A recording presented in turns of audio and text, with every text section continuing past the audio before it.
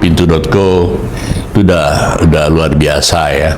Rakan Pintu.co, kantor media online Pintu.co kedatangan tim verifikasi faktual Dewan Pers pada Rabu 30 Oktober 2024. Verifikasi faktual adalah persyaratan Dewan Pers untuk memastikan sebuah media mematuhi administrasi dan prosedur kerja dalam memproduksi berita yang dapat dipercaya. Tim verifikasi dari Dewan Pers diwakili oleh Tubagus Adi dan Fajar. Kedatangan mereka disambut Direktur Utama PT Bukapinto Media Sultan Muhammad Yus, Direktur Konten Yuswardi Ali Suud, pemimpin redaksi Adi Warsidi bersama sejumlah awak redaksi lainnya. Tubagus Adi mengatakan Pintu.co telah melewati tahap verifikasi administrasi sehingga berlanjut dengan verifikasi faktual. Dewan Pers membagi proses verifikasi menjadi dua, yaitu verifikasi administrasi dan verifikasi faktual. Verifikasi administrasi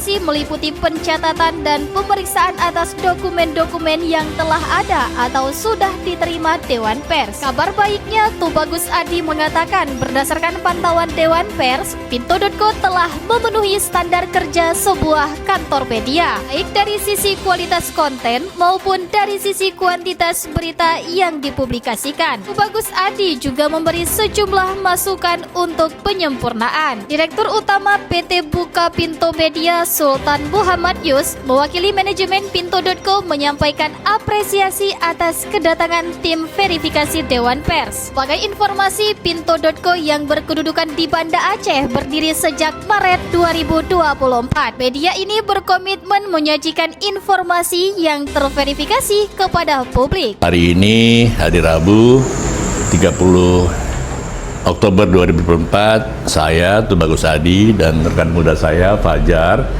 dari tim verifikasi pendataan Dewan Pers berkesempatan untuk bersilaturahmi ke kantor Pintu.co.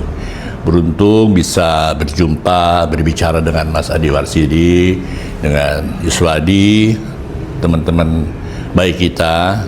Lagi Mas Adi ini kan salah satu dari ahli pers Dewan Pers.